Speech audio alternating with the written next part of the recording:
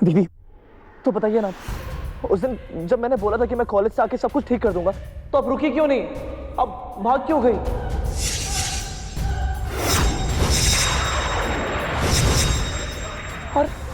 और आप पागल खाने कैसे पहुंची?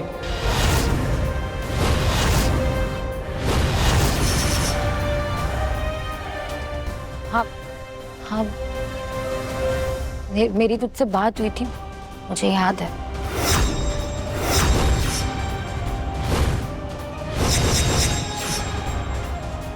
पर उसके बाद एग्जैक्टली क्या हुआ मुझे कुछ भी याद नहीं आ रहा।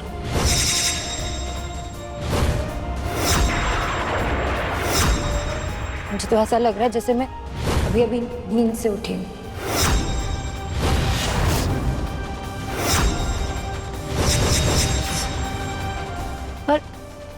पर जब मुझे खुशी है कि मैं सबको पहचान पा रही हूँ, सबके साथ नॉर्मल हूँ और अपने पूरे परिवार के साथ हूँ, और इसमें ही मेरी पूरी खुशी। अच्छा हुआ इसे अबीर की मौत और मारा कैद करना याद ना आया। मासा, सुनैना, हटिया।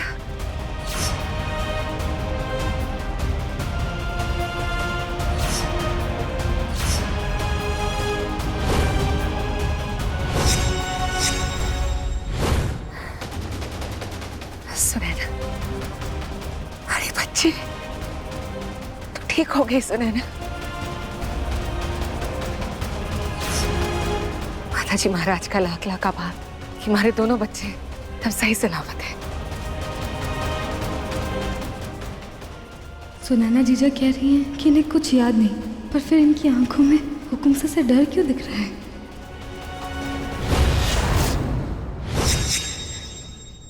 दीदी तो फिर बताइए ना।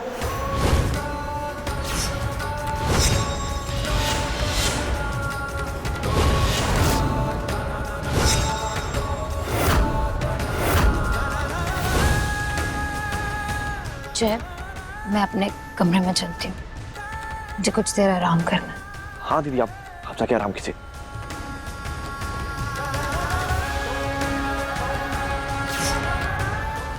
सुनैना जीजा कुछ तो छुपा रही हैं।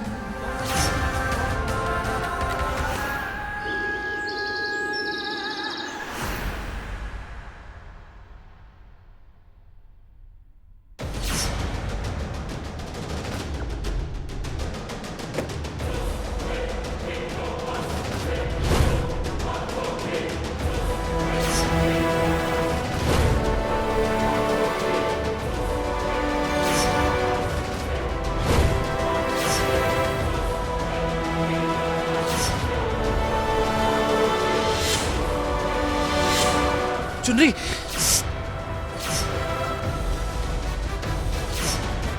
चुनरी, चुनरी, बैठो।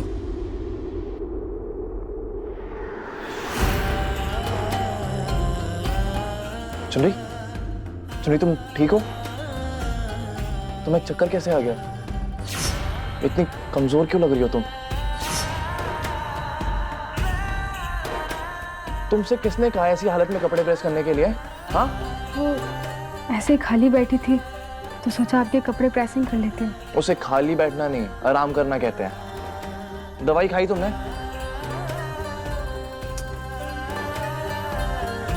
कोर्सा मैं खा लूंगी। तुम्हें ना सब कुछ याद रहता है, सारे काम याद रहते हैं, मुसीबत में पड़ना याद रहता है, बस दवाई खाना याद नहीं रहता है। कोर्सा मैं बाद में खा लूंगी, बहुत कड़वी है। चुप चुप चुप, पूरा मुंह कड़वा हो जाएगा। मुंह खोलो चुपचाप से, खोलो।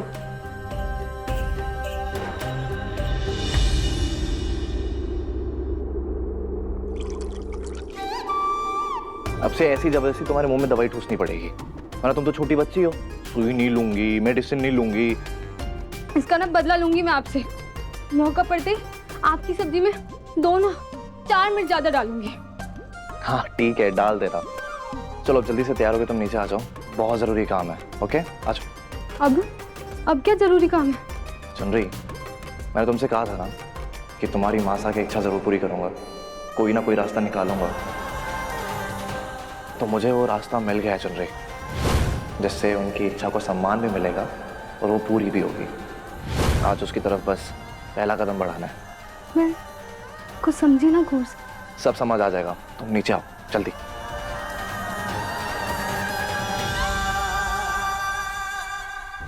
खाकू सर, क्या अबीर सचमुच जिंदा है? या फिर ये आपकी कोई चाल है? नहीं, हमारी कोई चाल ना है, हमारा भरोसा अबीर जिंदा है। वो तो भाभी साहब के कहने पे मुझे अबीर को चाकू मारना पड़ा। अबीर को मारना नहीं चाहता, इसीलिए मैंने उसके पेट की जगह उसके बगल में वार किया ताकि वो घायल हो जाए और बेहोश हो जाए। जब वो बेहोश हो गया तो मैंने उसका इलाज कराया अस्पताल में। उसके बाद उसको गांव से बाहर भेज दिया, इस वादे के साथ कि वो पलट के कभी वापस नहीं आए। मैं तारे हाथ जोड़ता हूं, भाभी साहब को इस बात का पता नहीं चलना चाहिए। अगर उनको इस बात का पता चल गया ना तो तुझे भी जान से मार डालेंगे। उनके लिए खून कराना कोई बड़ी बात नहीं है, सुना ना बेटा? अपने सम्मान के लिए उन्होंने अबीर की भी बलि चढ़ा दी। अच्छा यही होगा कि तू अबीर को भूल जा, अपने लिए नहीं तो अबीर की जान की खातिर। कब तक आशा का सम्मान और उनकी प्रथाएं लड़कियों की जिंदगी बर्बाद करती रहेंगी? खाकोसा, कोई नहीं है जो उनके अहंकार को चुनौती दे सके।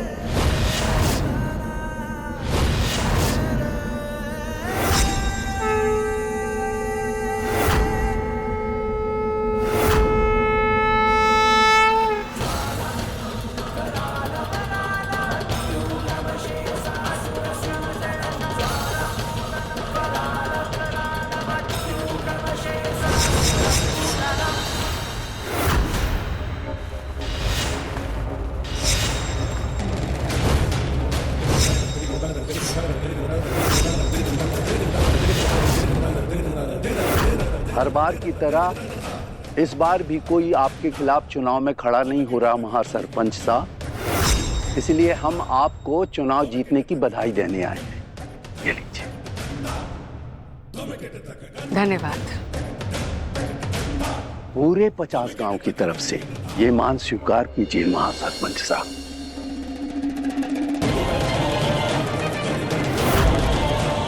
सुनो जी, आप महासरपंच के चुनाव के लिए खड़े क्यों नहीं हो जाते? पता है इतनी मान सम्मान और ताकत बढ़ जाती है।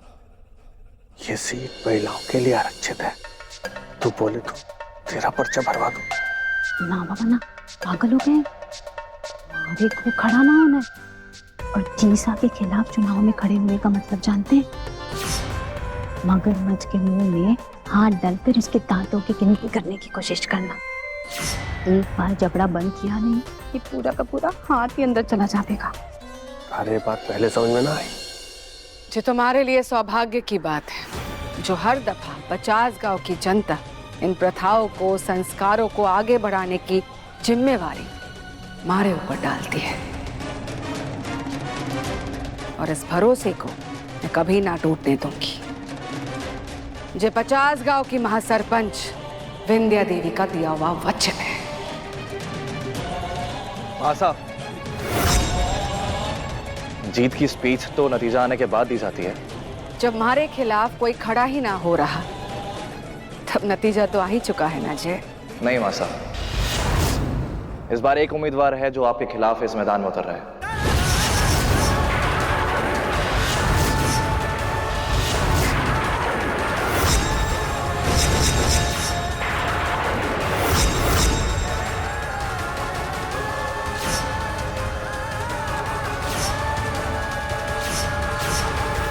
इस बार महासरपंच के चुनाव में आपको चुनौती देने के लिए चुनरी चुनाव लड़ेगी।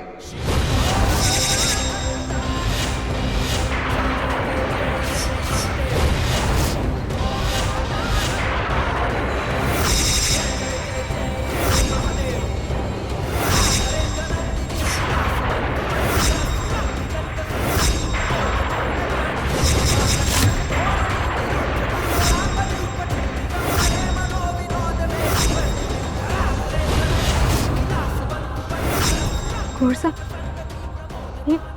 ये आप क्या बोल रहे हैं? मैं चुनाव नहीं, हमारे से ना होगा। हाँ चुनरी, तुम ये चुनाव लड़ोगी।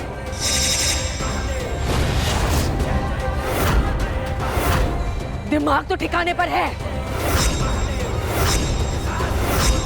एक 2 कौड़ी की दहेज दासी महासरपंच का चुनाव लड़ेगी, और वो भी हमारे खिलाफ।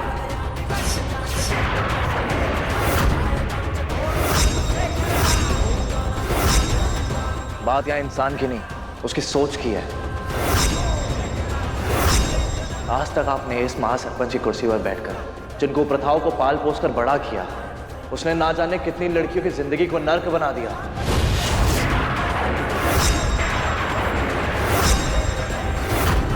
आपकी सोच को तो बदल नहीं सकते मास्टर, पर इस सोच को बदलने के लिए इस कुर्सी पर बैठने वाले को तो बदला जा सकता है।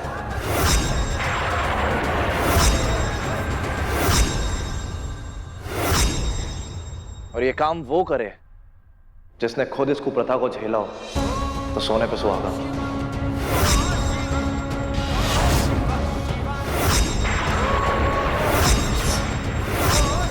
इन सारी कुप्रथाओं का अंत हो, यहां की हर लड़की अपनी जिंदगी का फैसला सर उठा के ले सके, तो ये 50 गांवों का विकास तो अपने आप ही हो जाएगा।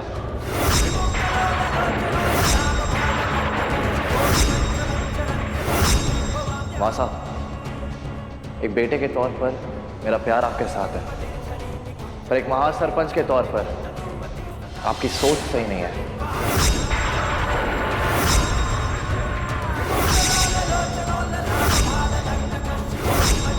आप लोग ये फूल और शॉल ले जाइए, जीतने के बाद आइएगा।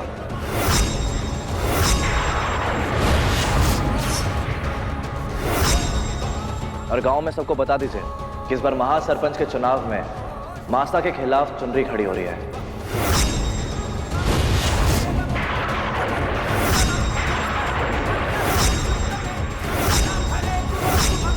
और कल ये अपना नामांकन फॉर्म भरने आएगी।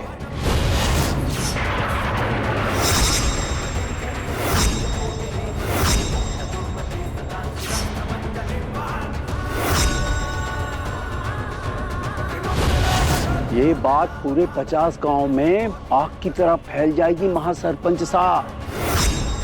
कोई पहली बार चुनाव में खड़े होने की जुर्रत कर रहा है, और वो भी आपकी दहेज दासी।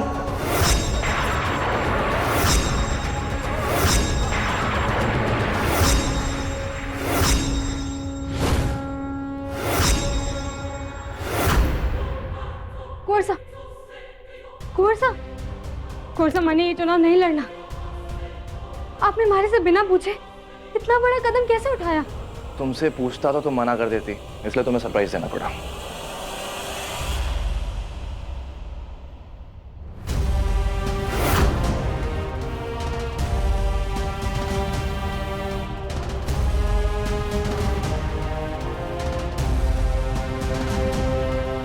अठे हमारी नींद उड़ाकर खुद सोने चले। देखिए कोर्सा, मैं दहेज दासी ठीक हूँ, कि सरपंच सिंह हमारी बस की बात ना है। आप अभी के अभी नीचे चलिए और मना कर दीजिए सबको। मैं नहीं लड़ने वाली चुनाव। चुनरी,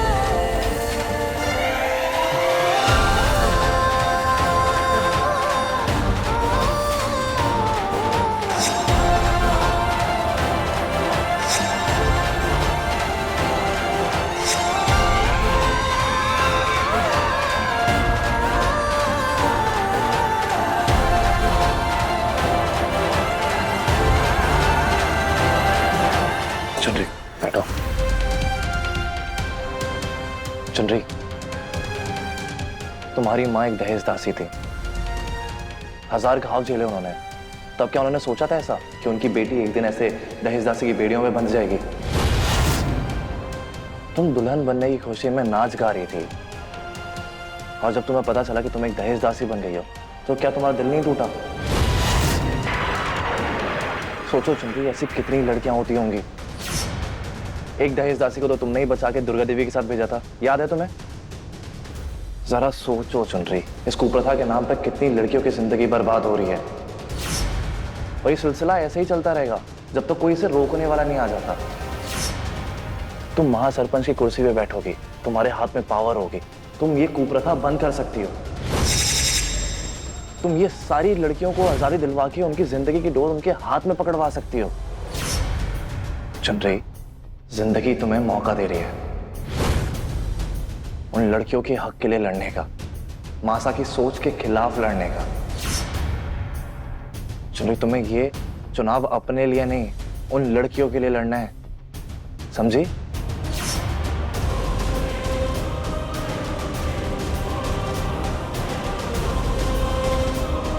हाँ, पर हुकुमसा के खिलाफ कैसे? उन्हें कितना बुरा लग रहा होगा, और आप माँ बेटे के बीच दरार पड़ जाएगी। चुनरी, वो मेरी मासा है। ये महासरपंच की कुर्सी हम माँ बेटे के रिश्ते में दरार नहीं ला सकते। पर अगर तुमने ये चुनाव लड़ने से मना किया ना, तो वो मेरी हार होगी। और सोच लेना चुनरी, मैं तुमसे कभी बात नहीं करूंगा। इनफैक्ट तुम्हारी शक्ल भी नहीं देखूंगा।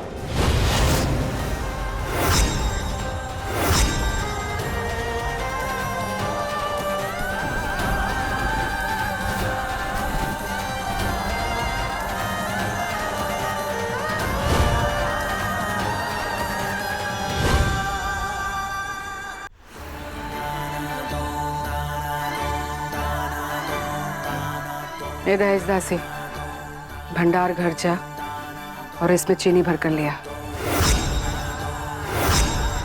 हुकुमसा, आप नाराज होंगे, पर मेरा विश्वास कीजिए, मैंने कुंवर साहब को ना कहा था कि मैंने ये चुनाव लड़ना है। दहेज दासी, थारी इतनी औकात ना है कि थारे बारे में सोचकर मैं नाराज हूं। रही बात जय की, तो जानती हूँ अपने बेटे को, माँ हूँ उसकी, बचपन से देखते आई हूँ। जब कुछ करने की धुन सवार हो जाए ना, तो जिद उसके सर चढ़ जावे। और आजकल तो उसकी जिद बनी हुई है, समय के साथ उतर जावेगी। लड़, शौक से मारे खिलाफ चुनाव लड़।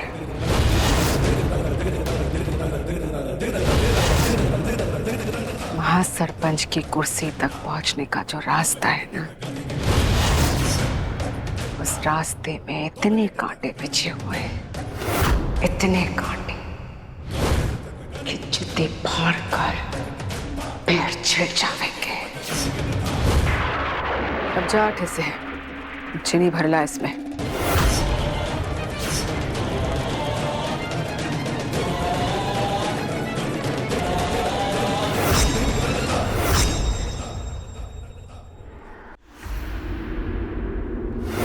महासरपंच की कुर्सी तक पहुंचने का जो रास्ता है ना, उस रास्ते में इतने कांटे बिछे हुए हैं कि जूते फाड़ कर पैर छिड़ जावेंगे।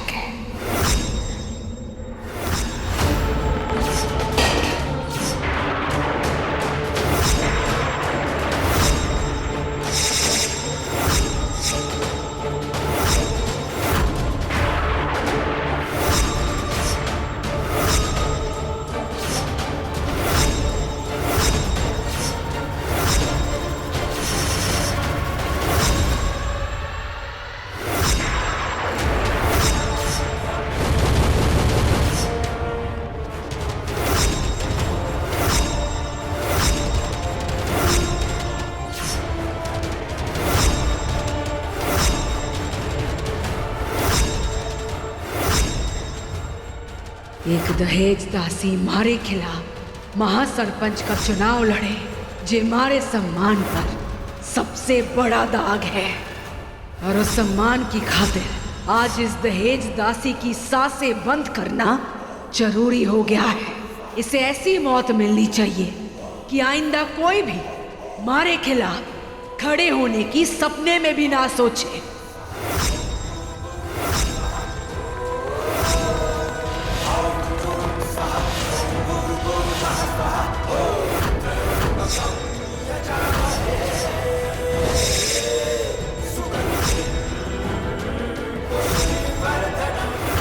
आज तक सरपंच विंध्या देवी के खिलाफ चुनाव में खड़े होने की जुर्रत किसी ने ना की।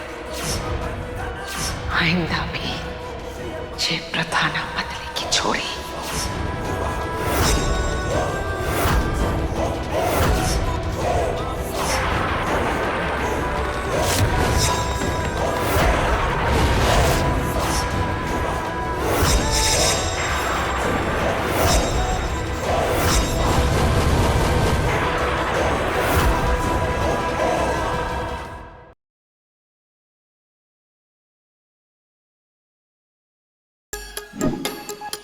Like, share, subscribe and click on the bell icon to never miss an update from Nazara.